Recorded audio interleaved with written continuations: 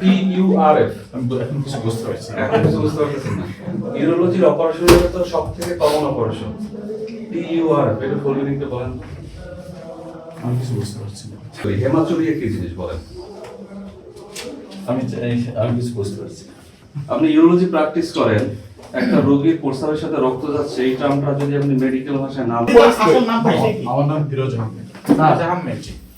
ঠিকানা কোথায় আপনার? স্বরূপকাঠি। আপনার প্রকৃত নাম কি? আপনি কি নামে এখানে প্র্যাকটিস করতেন? আমিরুল ইসলাম স্যারের নাম জি। করে আপনি প্র্যাকটিস করতেন। জি। এবং আপনি সার্জারি করতেন। জি। সার্জারি খুব ঝুঁকিপূর্ণ মেডিকেল সায়েন্সের ভিতরে না, একটা বিষয়। আমি এখানে আমার লাগে আরো সার্জনরা কাজ করেছে। আচ্ছা, আপনি শিখলেন কিভাবে এটা? আমি অনেক বছর এই পথে মানে কাজ করি ক্লিনিকে।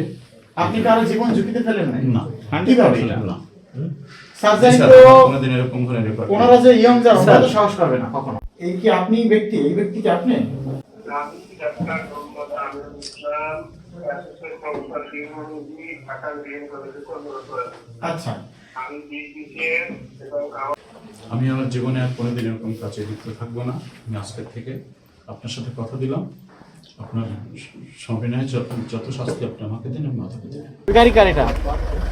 আপনার গাড়ি আছে কিনা কোনো? না, আমি ভাড়ার গাড়িতে আসছি স্যার। আপনার গাড়ি না কোনো? না। এই গাড়ি আপনার না? না।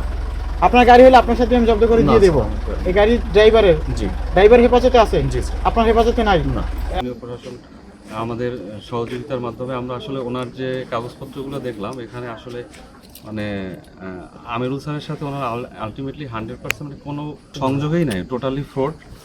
নদী উপজেলার স্বাস্থ্য সমস্যাগুলো নিয়ে বেশ কিছু অভিযোগ ইদানিং পরিলক্ষিত হচ্ছে। তার প্রেক্ষিতে উপজেলা প্রশাসন এবং উপজেলা স্বাস্থ্য বিভাগ যৌথভাবে আমরা নিয়মিত অভিযান এবং মনিটরিং করছি।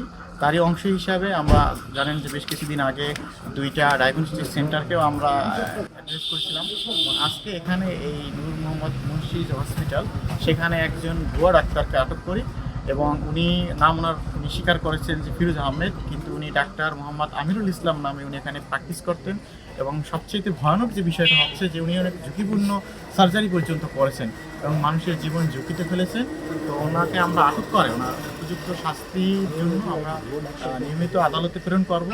কারণ আমি মনে করি যে ওনার যে অপরাধ, এটাকে ওনার অনেক বড় ধরনের পানিশমেন্ট হওয়া উচিত। যার জন্য আমরা মোবাইল আওতায় নিচ্ছি না, নিয়মিত মামলার মাধ্যমে আমরা কোর্ট করছি। আশা করি যে এখান থেকে সমাজে একটা বার্তা যাবে যে ভুয়া ডাক্তার গরু যেন প্র্যাকটিস না করে।